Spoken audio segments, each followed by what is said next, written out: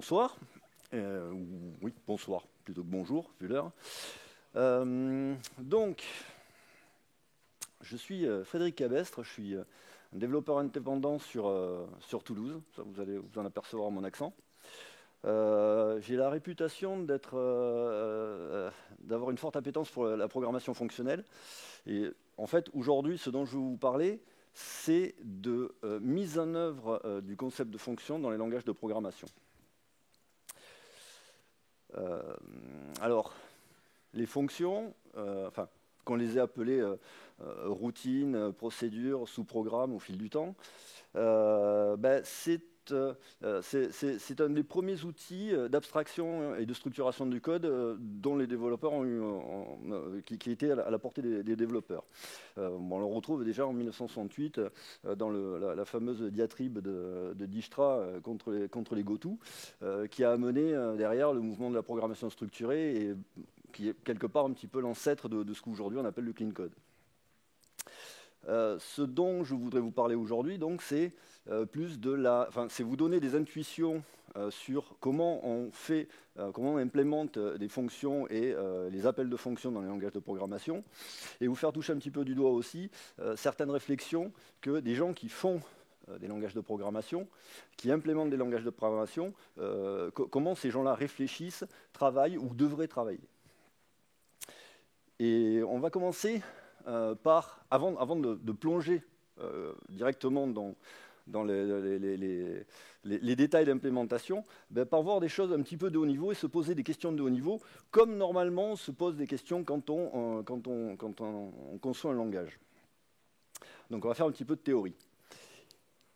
Et comme j'ai été sélectionné par le comité de Devoxx pour vous achever en cette troisième journée de conf, eh bien, je ne vous parlerai pas de lambda calcul.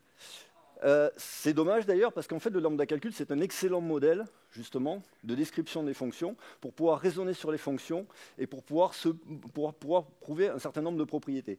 Mais j'ai pu constater que je perdais pas mal de monde en général quand je parlais de lambda calcul, donc je vais essayer une autre approche, une approche un petit peu différente. Et je vais vous parler de stratégie d'évaluation. Si ce truc veut avancer, oui, voilà. Prenons cette fonction qui ne sert strictement à rien, fonction add, si ce n'est à parfaitement illustrer mon propos. Donc ça, c'est très important. Cette fonction qui prend deux entiers et qui calcule la somme de ces deux entiers. D'accord. Au passage, je précise, le plus qui est là, ne prenons pas ça pour une fonction, c'est bien un opérateur intrinsèque du langage. C'est un détail important pour la suite du discours. Et imaginons qu'on ait cette expression dont on veuille évaluer la valeur. Alors, comment on peut procéder? Parce que c'est bien joli ça, mais si on veut mécaniser la chose, il faut trouver une façon d'avancer dans l'évaluation de cette expression. Et là, au niveau des stratégies, on en a deux. La stratégie stricte et la stratégie non stricte. Stratégie stricte, ça veut dire quoi? Ça veut dire que pour pouvoir évaluer une fonction, ici par exemple le add qui est le plus à l'extérieur, il faut que les arguments de cette fonction-là soient réduits à des valeurs. Ici, ce n'est pas le cas, puisque les arguments sont eux-mêmes des appels de fonction. Donc ce qu'il va falloir que je fasse, c'est que ces arguments-là, je les réduise à des valeurs. Donc je vais en prendre un, ici le add, le premier add, qui lui-même a deux arguments qui sont, ça tombe bien, des valeurs. Donc je vais pouvoir le réduire, c'est-à-dire en fait le remplacer par sa définition, ce qui donne ça. Et cette définition, c'est toujours pas une valeur, donc il va falloir que je la réduise encore. D'accord? Mais ça tombe bien parce que ça, c'est le fameux plus opérateur intrinsèque du langage. Ce n'est pas une fonction, ce n'est pas un appel de fonction, c'est un truc qui fait effectivement un calcul. Donc il va prendre la valeur 19 et la valeur 42, très bien, et les additionner, nous donner un résultat, et là, on a une valeur réduite. Donc je vous passe les détails, effectivement, pour le deuxième argument, ça va être la même histoire.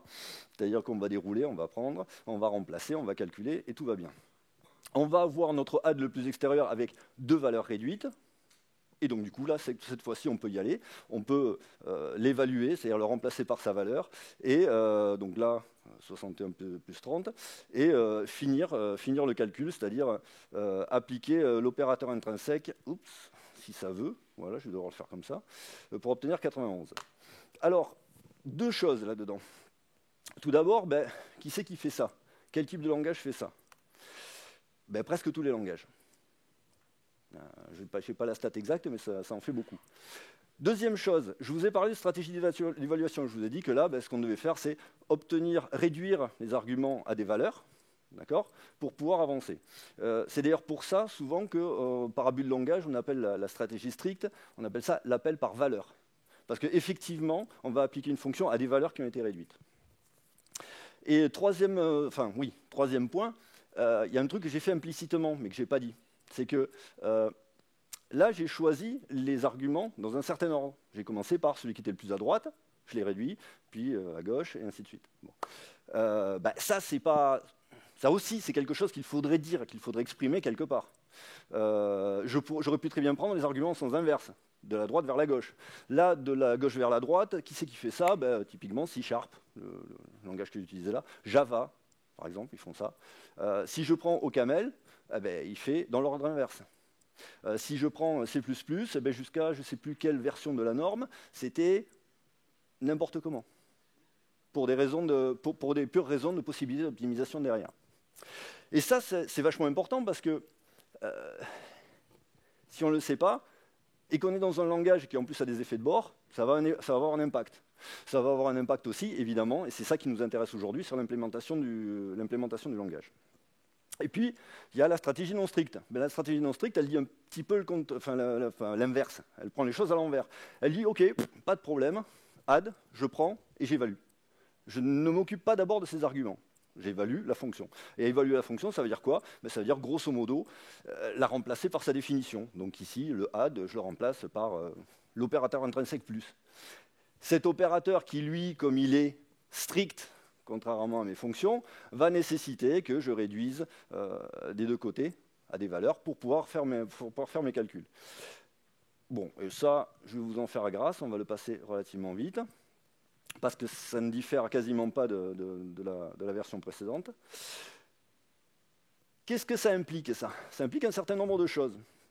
C'est que, du coup, quand je fais un appel de fonction, comme les arguments, je ne les réduis pas, ça veut dire que tous les calculs qui pourraient être impliqués dedans, je ne les fais pas. C'est un petit peu différent. Ça veut dire que, par exemple, s'il y a des calculs dans l'évaluation de mes arguments qui ne se terminent pas, mais que je n'en ai pas besoin, pas de problème. Donc ça veut dire qu'avec cette stratégie-là, il y a certains cas où mon calcul se termine, alors qu'avec l'autre stratégie, ça ne se termine pas. Donc déjà, on sent qu'il y a une différence, il y a une notion d'avantage-inconvénient. En revanche, inconvénient de cette stratégie-là, au niveau de l'implémentation, ça va me compliquer la vie. Parce que là, je ne peux pas passer une valeur, quelque chose de basique. Il faut que je passe un reste à faire, un quelque chose à faire, qui va se traduire par l'utilisation de ce qu'on appelle des sunks, c'est-à-dire des choses qu'on va devoir évaluer plus tard pour avoir des valeurs. Mais pour l'instant, je ne les évalue pas, et je peux les passer. La stratégie non stricte, en général, pareil, par abus de langage, c'est ce qu'on appelle l'appel par nom. C'est plus de l'abus de langage qu'autre chose, mais ce n'est pas totalement faux. Qui c'est qui fait ça? Algol, Miranda, les IML, Clean. Vous ne connaissez évidemment pas. Ah, il y en a dans la salle qui connaissent ça? Qui connaît Haskell? Bien, c'est pas mal, ça fait pas mal de monde. Enfin, quand je dis connaître, au moins de réputation, hein. D'accord. Je ne vous demande pas d'en avoir fait.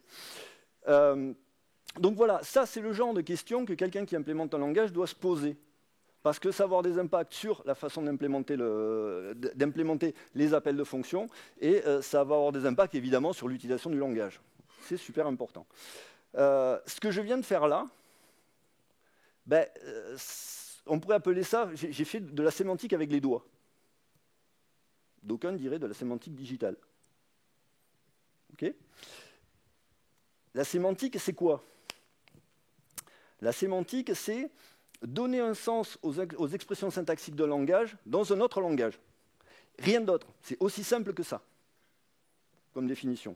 En revanche, cette sémantique, elle peut être informelle, c'est-à-dire que ça peut être un manuel de programmation qui va décrire le langage, sa syntaxe et donc sa sémantique, comment il fonctionne en termes de langage naturel, en français, en anglais, peu importe.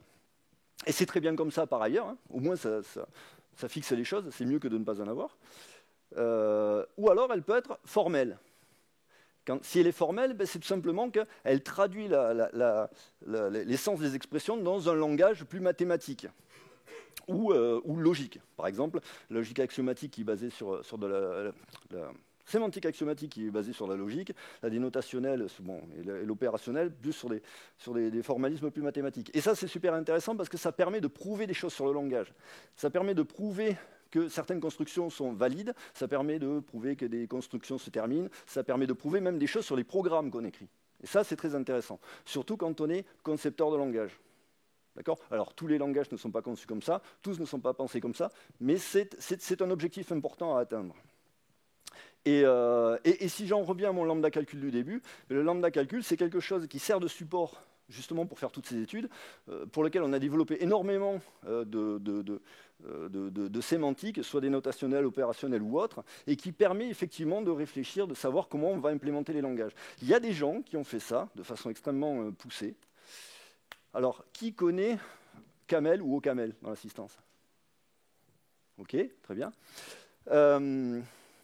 Alors, Camel, OCaml, c'est un langage de la famille ML. Alors, ML, ça veut dire Metalanguage. C'était le métalangage qui servait à piloter l'assistante de preuve de théorème LCF d'Édimbourg. Et ça a été tellement chouette, ce langage, que du coup, en fait, dans le milieu académique, il s'est répandu, il a été étudié sous toutes ses coutures. Et c'est un langage fonctionnel qui prend ses racines dans le lambda calcul. Et là, dans une première approche, il y a Cousino, Curien et Moni qui avaient développé une sémantique dénotationnelle du lambda calcul basée sur la théorie des catégories, donc quelque chose de très très abstrait. Eh bien, grâce à ça, ils ont réussi à dériver derrière une machine virtuelle basée sur ce qu'ils appelaient des combinateurs catégoriques, d'où le nom du langage, qui est Categorical Abstract Machine Language, d'accord, et d'en déduire une implémentation qui marchait effectivement.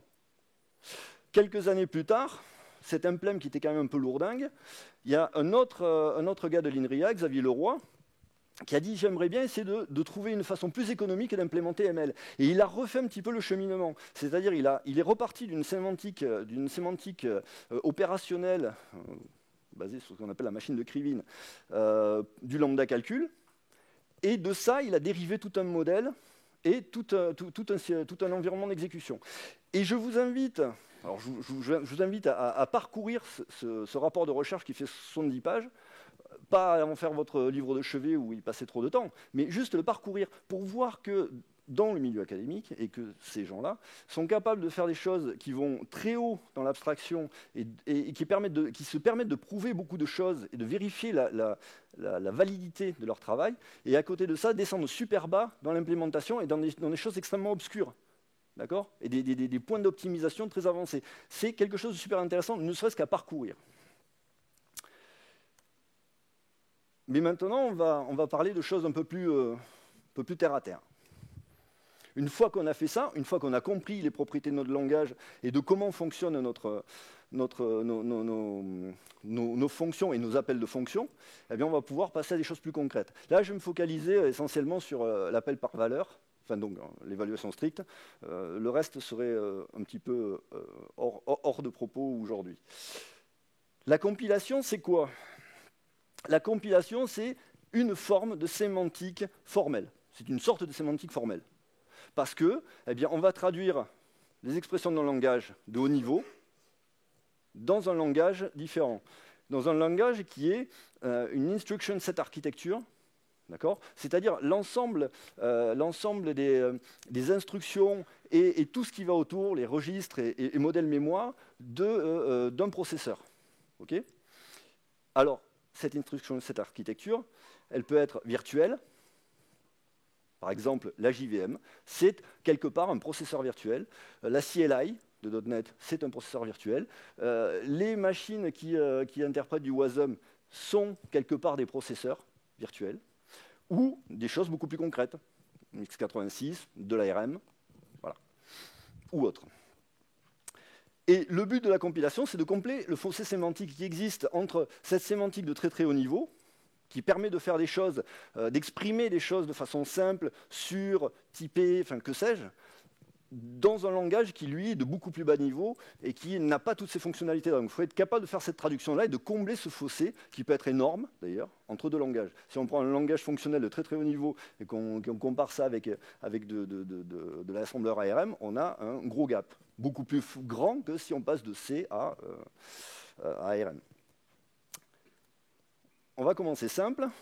On va prendre encore notre fonction add. Alors à partir de maintenant, je vais systématiquement mettre les exemples en F#, qui est un dialecte de OCaml qui compile sur .NET, et en C#, les deux. Parce que vous verrez qu'à un moment, ça aura son intérêt. Donc, fonction add, encore une fois, qui n'a d'intérêt que d'illustrer mon propos. Et de quoi on a besoin pour pouvoir compiler un appel de fonction? Ben, dans un langage qui n'a pas de fonction.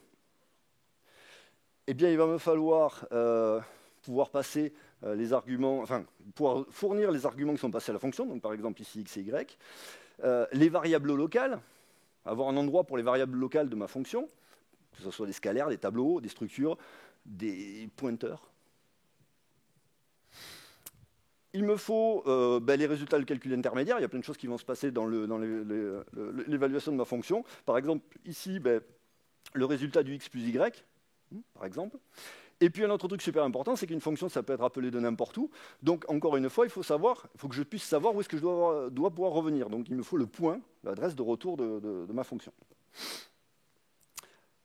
Ça, alors ça porte plusieurs noms. Moi, je l'appellerais ça un enregistrement d'activation en français. Souvent, ça a des noms anglais.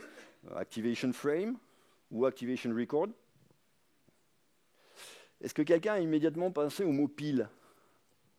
Il y en a, ok, très bien. Ou d'ailleurs stack pour les anglophiles.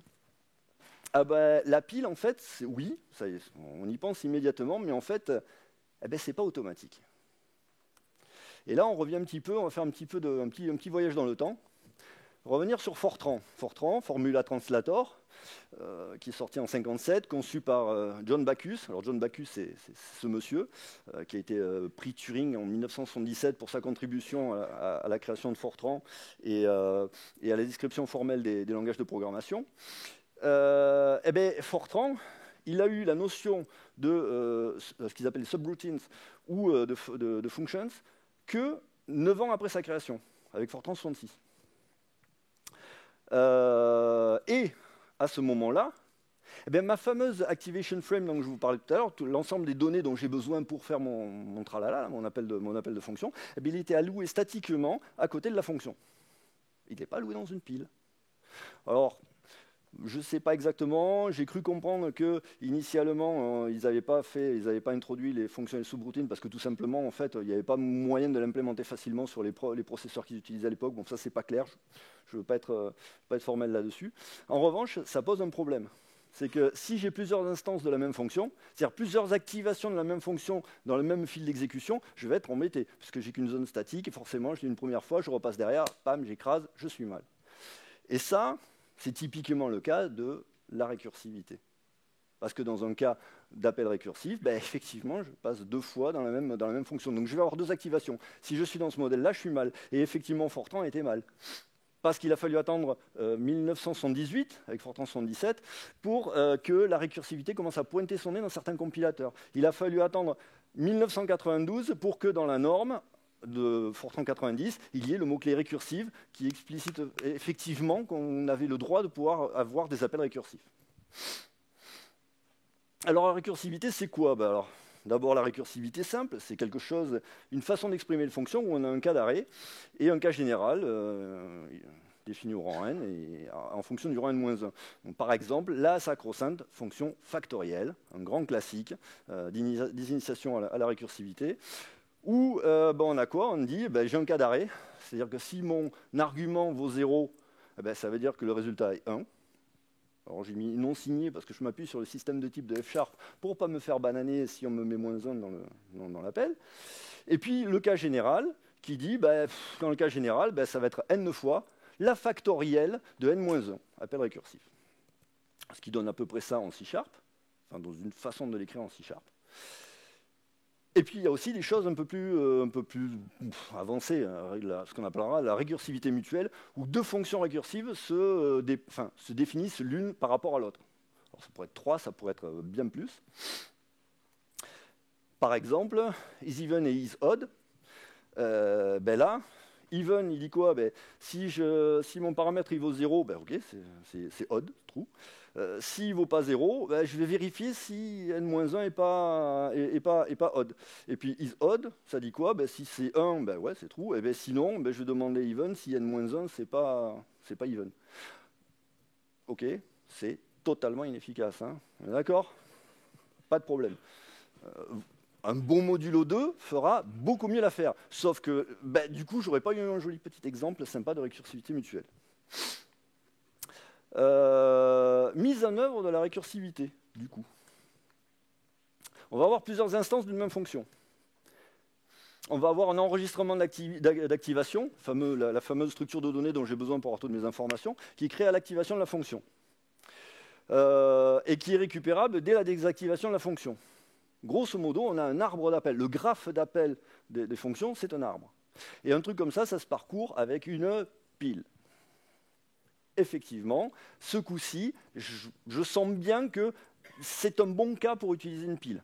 Parce que je vais pouvoir récupérer rapidement de l'espace alloué, je vais pouvoir rapidement l'allouer. J'ai un truc qui fonctionne comme une pile, c'est parfait. Donc je vais utiliser une pile.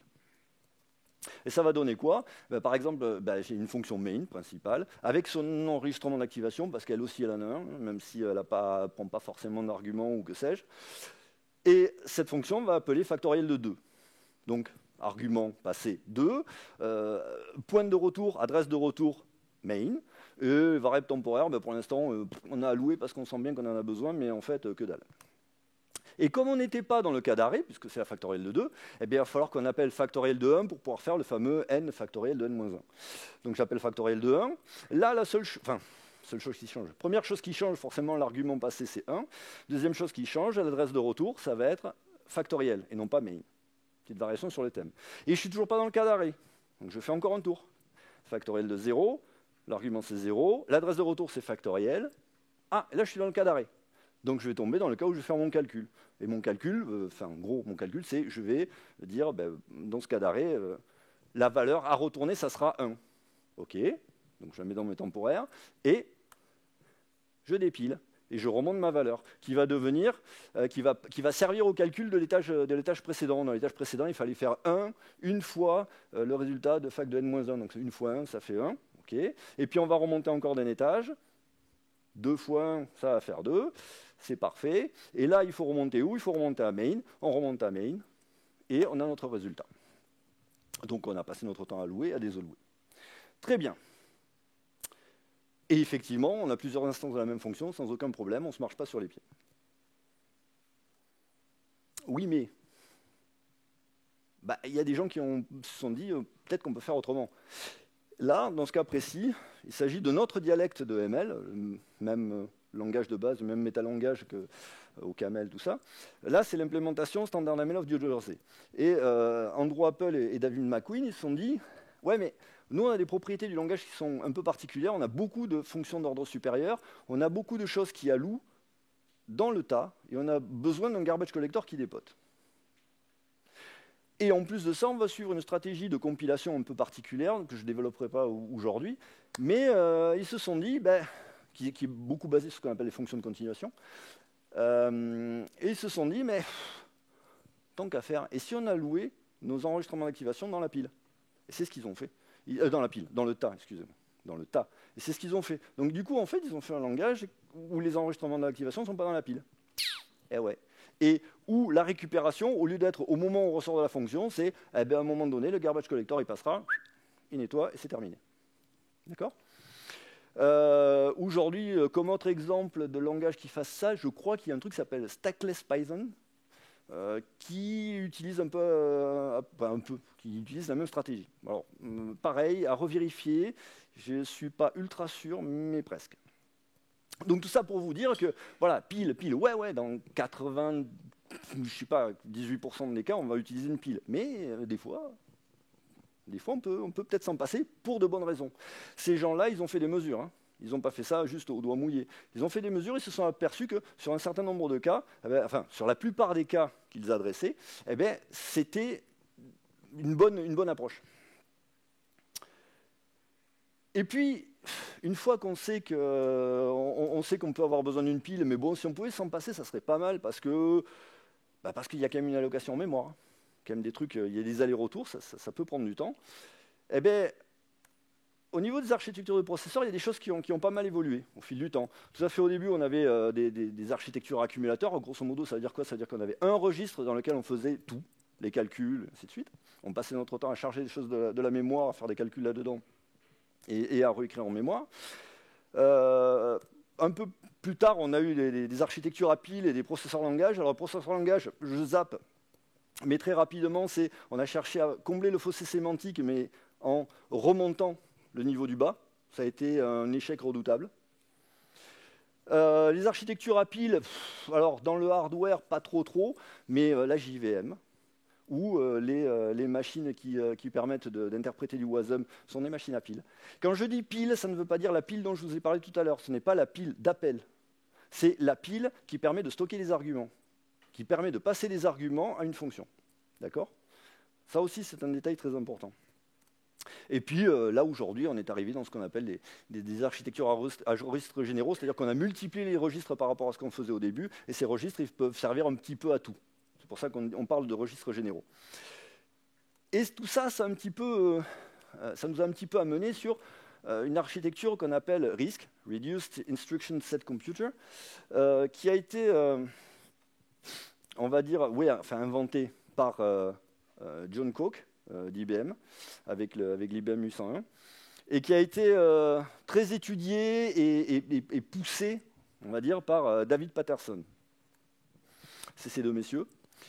John Coke à gauche, prix Turing, encore un, en 2007, pour sa contribution à l'invention du risque, et des risques, et David Patterson à droite, prix Turing, 2017, pour sa contribution à, on va dire, l'étude quantitative des architectures des ordinateurs.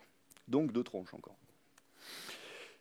Ça a donné plein de familles de processeurs, les DEC Alpha, IBM Power, Spark, dans les années 80 et après.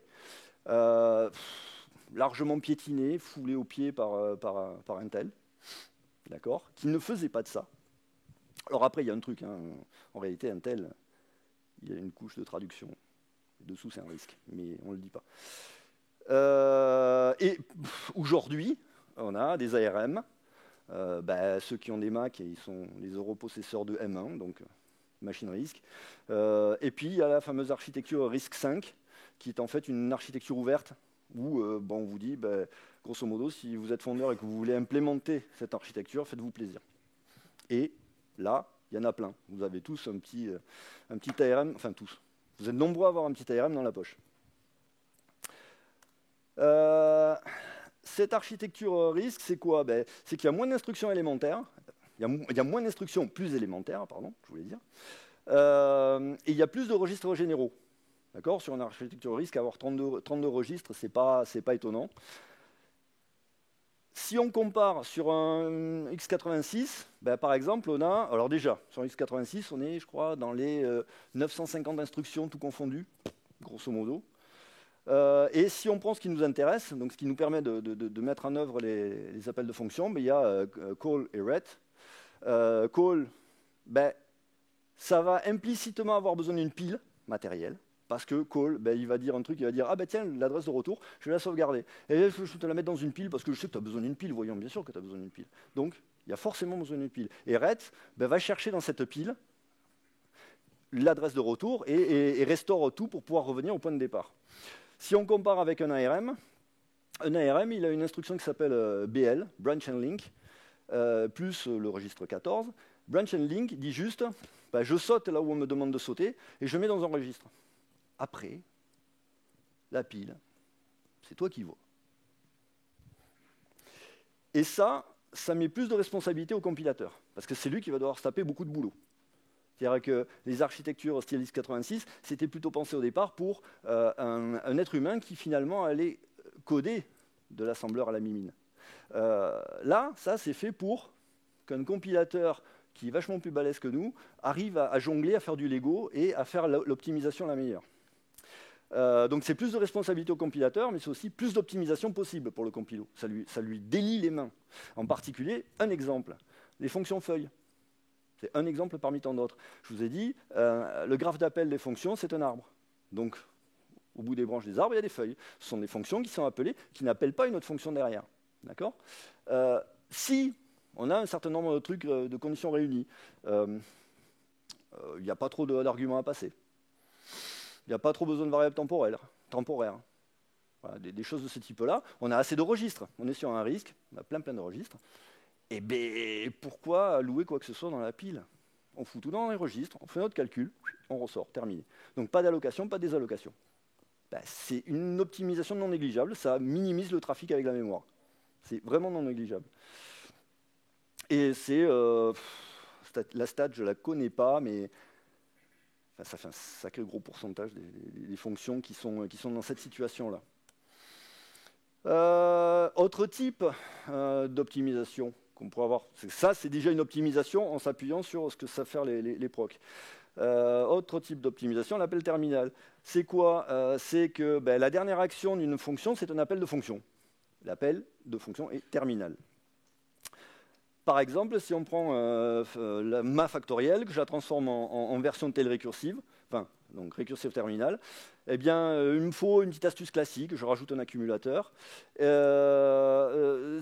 le cas d'arrêt, enfin, le cas d'arrêt, je retourne la valeur de l'accumulateur. Et dans le cas général, eh bien, en fait, je rappelle fac telle récursive, mais le calcul, je le fais avant, pas après.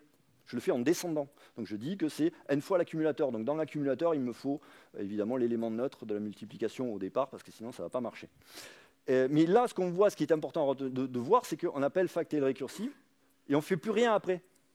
On descend dedans et on ne fait plus rien après. Bon, là, il y a la version C#, on va passer dessus. Et puisqu'il ne reste plus rien à faire au retour de la fonction, eh bien, tant qu'à faire, autant réutiliser l'enregistrement d'activation courant. Toujours ça de gagner. Ça fait une économie d'allocation, espace constant, évitage du Stack Overflow, du célèbre. Et ça profite à qui? Ça profite à des gens qui font des choses un peu fonctionnelles. Typiquement, ce qu'on appelle le style par continuation. Là aussi, je ne vais pas m'étendre, malheureusement, ça ne rentrera pas. Mais c'est grosso modo un style où on va dire à une fonction, je te passe la fonction qui exprime ce qui reste à faire. Et on avance en permanence comme ça. Donc on est tout le temps en position d'appel terminal. Sinon, plus classiquement, il y a la récursivité terminale. Quand on est en train de faire de la programmation fonctionnelle, on aime bien exprimer les choses en forme récursive. Donc si on peut coller du terminal parce que ça va nous optimiser les choses, on préfère. Et comment ça se passe par rapport à tout à l'heure? Là, j'ai toujours ma fonction main qui appelle une factorielle. Donc factorielle de 2, comme tout à l'heure. Là, il me faut l'élément neutre comme premier argument, l'accumulateur. Donc je commence avec 1 et 2. L'adresse de retour, c'est main. Très bien. Ah, tiens, je n'ai pas rajouté un nouvel enregistrement. J'ai juste écrabouillé l'ancien. C'est-à-dire que j'ai mis la valeur calculée dans la descente. Le fameux 2, c'est deux fois l'argument. Et puis, je rappelle fact de 2 et de 1, puisque l'accumulateur il a changé. Fact de 2 et de 1. Donc les arguments c'est 2 et 1. Ah, tiens, l'adresse de retour c'est toujours main. Je ne reviendrai pas dans fact. Ça va donner 2. Et puis, je rappelle avec fact de 2 et de 0. Et puis là, on est sur le cas d'arrêt. Ah, tiens, le retour c'est toujours main. Et j'ai toujours pas alloué. Le résultat c'est 2. Et bam, on remonte directement à main. On n'a pas bouffé de la mémoire et on a minimisé notre trafic avec la mémoire. Alors, code généré pour ça. C'est pour ça que je vous disais que je vous ai dit au début, je mets du F# et du C#. Alors, j'aurais pu le faire en Java et en Scala. En fait, c'était même mon intention initiale. À part que je trouvais ultra savoureux de faire du .NET à Devox. Et surtout, j'avais besoin d'une référence similaire, en fait. J'avais besoin d'une cible similaire pour me faciliter la vie. Et là, en fait, on ne va pas du tout rentrer dans les détails. La seule chose qu'il faut voir, c'est ça. C'est que dans la version C#, il y a une déclaration de fonction, parce que dans le code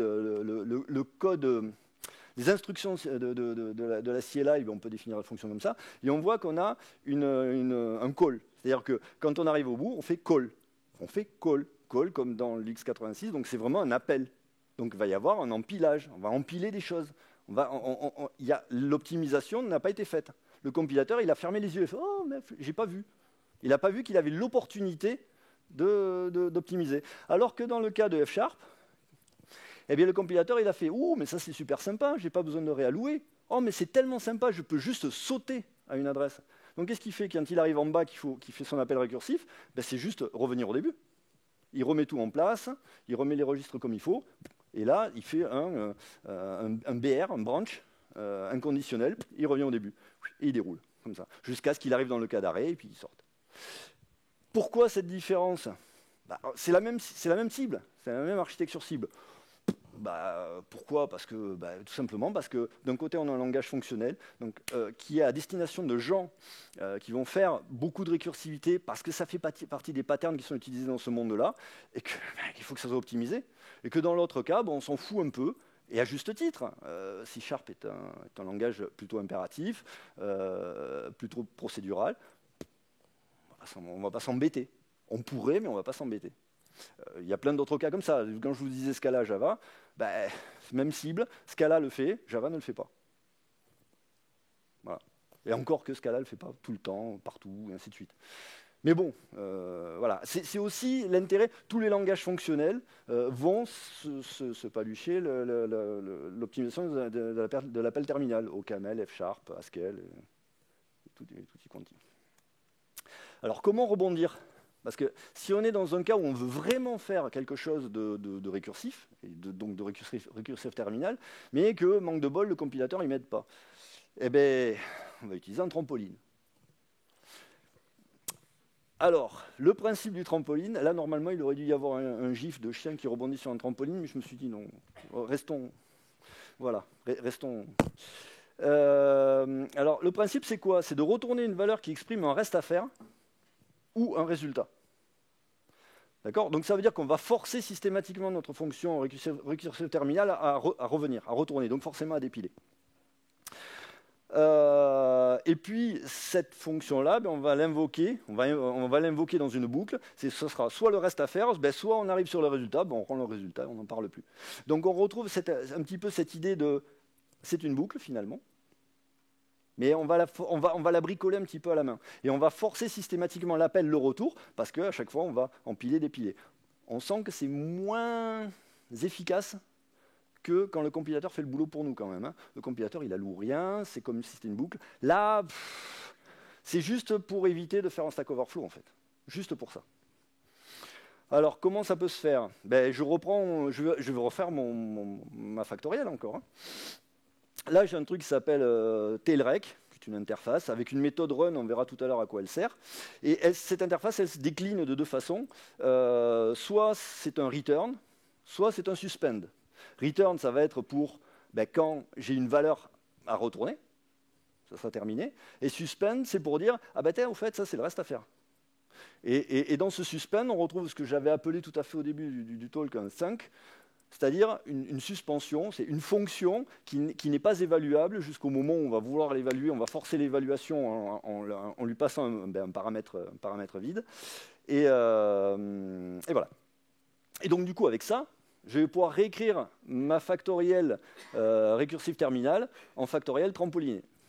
C'est la même, à ceci près que, dans le cas d'arrêt, oui, on retourne toujours, on retourne un return. Dans le cas général, on retourne aussi, on ne continue pas à avancer, on retourne un suspend qui dit il faudra faire ça derrière, qui dit il faudra faire fact trampoline de n fois l'accumulateur et n-1. Et ça s'appelle comment? Ça s'appelle, en faisant fact trampoline, alors là de 1-3, jusqu'à maintenant j'ai toujours fait 1-2, c'est bizarre, et on appelle la méthode run, celle dont je vous parlais tout à l'heure, je vous ai dit on va y venir. Et run, c'est quoi? Eh bien, la méthode run, c'est la boucle. C'est la fameuse boucle en question. La méthode run, c'est je tourne en boucle, sans me poser plus de questions que ça. Si ce que m'a retourné fact trampoline, c'est un return, hop, je sors de la boucle, tiens, voilà le résultat. Si ce que m'a retourné Fact Trampoline, c'est le reste à faire, j'invoque le reste à faire, qui va me donner un nouveau résultat, et pam, je repars pour un tour de boucle, et je revérifie si le nouveau résultat est un return ou pas. Donc là, on passe notre temps à appeler, ressortir, allouer des alloués, allouer des alloués, allouer des alloués. C'est pas super efficace, mais au moins, on ne pète pas la pile. On est en train d'arriver au bout de ce talk. Alors, déjà, j'espère que contrairement à ce que dit Einstein, vous avez réussi à comprendre comment ça fonctionnait et que ça fonctionne. Malheureusement, il y a énormément de choses dont j'aurais aussi aimé parler, parce qu'en fait, il y a encore plein de concepts qui viennent derrière. Il y a la notion de fonction d'ordre supérieur, qui implique énormément de choses, qui commence à mettre en jeu le tas, plus que la pile. Et ça a des enjeux assez importants dans l'implémentation des langages et des appels de fonctions. Il y a les continuations de premier ordre. En gros, c'est la possibilité de manipuler les fonctions de continuation depuis le langage, comme si c'était une construction du langage elle-même. Ça aussi, c'est un peu particulier. Voilà. Les coroutines. Les coroutines, quelque part, ça a une parenté avec ça. Une coroutine, c'est un morceau de pile figé pour plus tard, pour y revenir. En gros, en schématisant. Et là aussi, il y aurait tout un sujet, mais là, du coup, c'est une université qu'il faut que je fasse et je n'avais pas prévu le coup, en fait. Voilà. Alors, les ressources pour ce talk, qui m'ont aidé à le faire, il y a ce bouquin qui est relativement sympa. Si la compilation vous intéresse, c'est une assez bonne introduction, c'est assez simple. C'est Andrew Appel, le gars de StandardML, qui l'a fait, Modern Compiler Implementation in ML. C'est vraiment sympa. Il est décliné aussi en C et Java, je crois, en fait, ce bouquin. Mais la version ML, c'est la meilleure.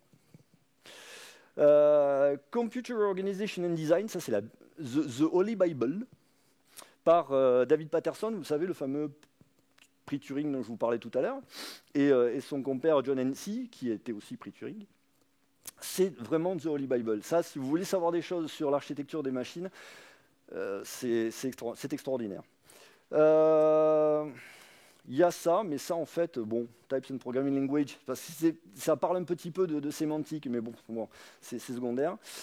The Zinc Experiment, c'est le fameux rapport de recherche dont je vous parlais tout à l'heure, que je vous invite à lire. Alors là, il y a un lien dans la page, je tweeterai les slides de la présentation, vous pourrez aller cliquer dessus pour le retrouver si vous voulez. Et puis Wikipédia, parce que finalement, il mérite bien que je les mentionne, parce qu'il y a bien quand même 2-3 choses dedans qui sont sympas et plutôt bien écrites et plutôt bien faites. Donc voilà. Pour terminer, 2 choses. On n'aura pas trop de temps pour les questions, je pense. Il reste 2 minutes. Je voudrais remercier tout le monde ici d'être revenu, malgré l'heure tardive. Et ce que ça a pu vous coûter. Je voulais remercier Devoxx, bien sûr, pour cette organisation pour les 10 ans. Et puis la communauté des gens qui organisent des conférences en France, elle est sympa, elle est active et compagnie. Je voudrais remercier aussi les gens de Tourentech et les gens du Snowcamp qui m'ont invité aussi à présenter ce talk et qui m'ont permis aussi de l'affiner au fil du temps. Voilà. Donc après tout, n'oublions pas aussi qu'il y a aussi des petites confs qui sont sympas en France et qui méritent d'être fréquentées. Voilà, c'est tout pour moi. Il reste 1 minute 20. Si vous avez une question, je vais essayer de la prendre.